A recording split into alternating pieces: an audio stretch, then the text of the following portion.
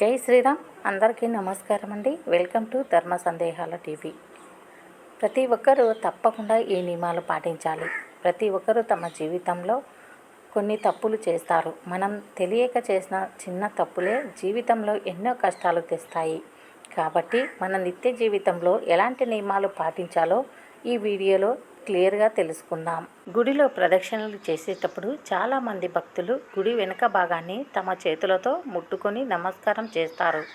కానీ ఇలా అస్సలు చేయకూడదు. ఎందుకంటే గర్భాలయం వెనుక వైపు దుష్టశక్తులు సంచరిస్తాయట. కాబట్టి ఆలయంలో ప్రదక్షిణలు చేసేటప్పుడు గర్భాలయ వెనుక భాగాన్ని తాకకండి. నిలబడి తల దువ్వుకుంటే త్వరగా ముసలివారు అవుతారు. ఎందుకంటే ఇది మనిషి యొక్క మెదడుపై ప్రభావం చూపుతుంది. కాబట్టి ఇక నుండైనా సరే నిలబడి తల దువ్వుకోకండి. చాలామంది భోజనం చేసిన తర్వాత తమ చేతులను నాకుతూ ఉంటారు. కానీ ఇది చాలా పెద్ద తప్పు. ఇలా చేస్తే మీ జీవితంలో ఎప్పుడూ కష్టాలే వస్తాయి. భర్త బయటకు వెళ్ళగానే తన భార్య వెంటనే తలుపు వేయకూడదు. అలాగే భర్త బయటకు వెళ్ళిన తర్వాత ఇల్లును ఊడవకూడదు. బట్టలను తలకిందులుగా మడత పెడితే మీ ఇంటికి దరిద్రం పడుతుంది. ఇక మనలో చాలామంది నిత్యం పూజలు చేస్తూ ఉంటారు. అయితే పూజ పూర్తయిన తర్వాత ఖచ్చితంగా ఇంట్లో ధూపం వేయాలి. అప్పుడే మీరు చేసే పూజకు పుణ్యఫలం లభిస్తుంది. పెళ్ళైన ఆడవాళ్ళు తమ చేతులకు నిండుగా గాజులు వేసుకోవాలి. ఎట్టి పరిస్థితుల్లోనూ స్త్రీ ఒక గాజును వేసుకోకూడదు.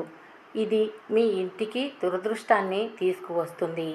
అలాగే ఎవరి ముఖం అయితే గుండ్రంగా ఉంటుందో అలాంటి వారు తమ జీవితంలో ఖచ్చితంగా ధనవంతులు అయ్యే అవకాశం ఉంటుంది. గుడి నుండి ఇంటికి తిరిగి వచ్చేటప్పుడు చాలామంది దేవుడిని మరలా దర్శించుకొని గంట కొడతారు.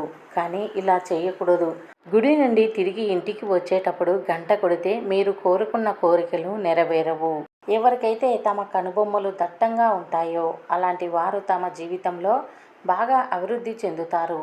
సోమవారం మరియు శుక్రవారం జన్మించిన వారు చాలా అదృష్టవంతులు.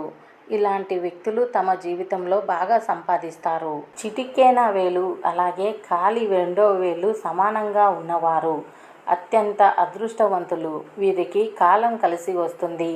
అమ్మాయిల ముఖం తన తల్లిదండ్రుల ముఖంలా ఉంటే అలాంటి అమ్మాయిలు చాలా అదృష్టవంతులు.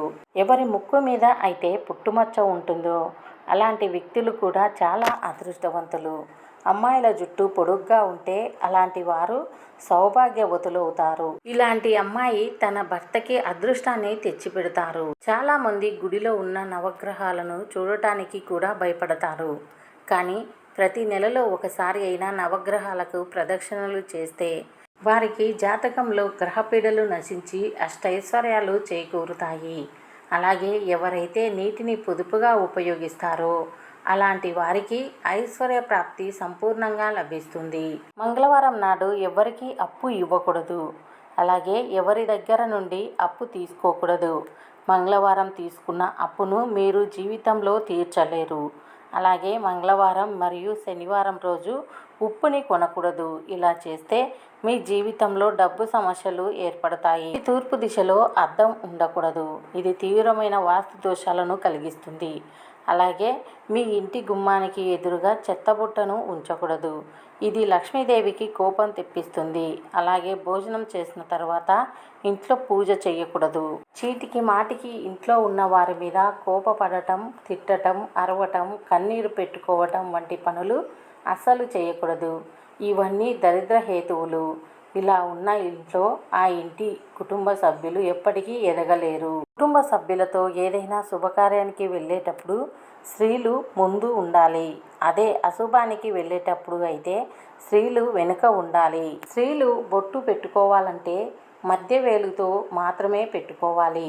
చూపుడు వేలితో మాత్రం బొట్టు పెట్టుకోరాదు. చూపుడు వేలితో బొట్టు పెట్టుకుంటే మీ ఇంట్లో సంపద ఖాళీ అవుతుంది. మీరు ఎక్కడికైనా బయటికి వెళ్ళేటప్పుడు పిల్లి ఎదురొస్తే అపశకునం.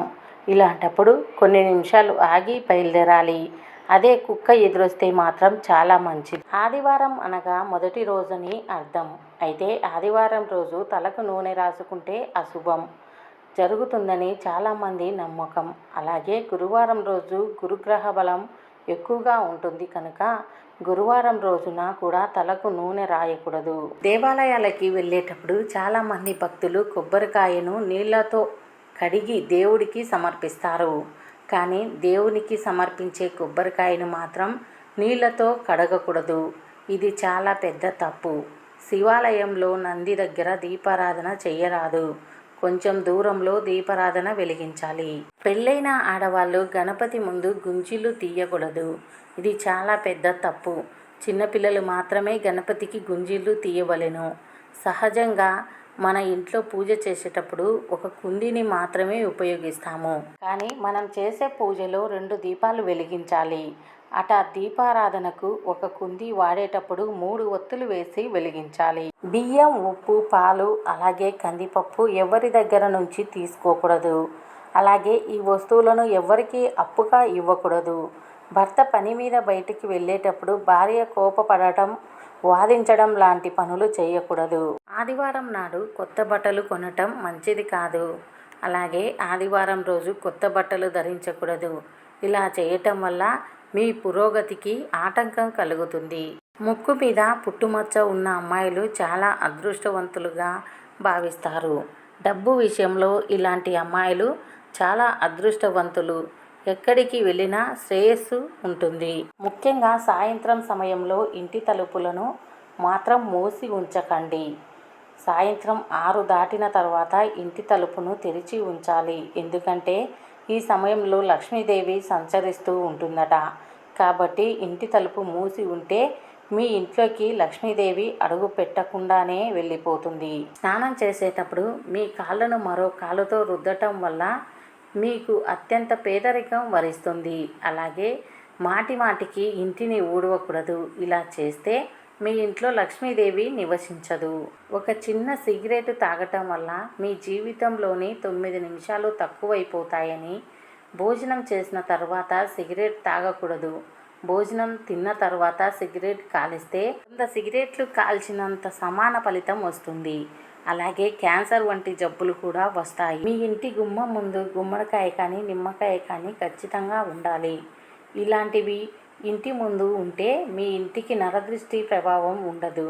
అలాగే రాత్రి నిద్రపోయే ముందు వంట పాత్రలను శుభ్రం చేసుకొని నిద్రపోవాలి. లేకపోతే మీ ఇంటికి దరిద్రం చుట్టుకుంటుంది. గర్భిణీ స్త్రీలు మరియు వృద్ధులు ఎక్కువ బంగారాన్ని ధరించకూడదు. ఇలాంటి వారు ఎక్కువ బంగారాన్ని ధరిస్తే చాలా అనారోగ్య సమస్యలు వస్తాయి. అలాగే భోజనం చేసిన తర్వాత వెంటనే టీ తాగకూడదు. దీనివల్ల మీ కడుపులో పెద్ద మొత్తంలో యాసిడ్ రిలీజ్ అవుతుంది. రోజు శనగలు తినడం వల్ల ఎముకలు బలంగా అవుతాయి.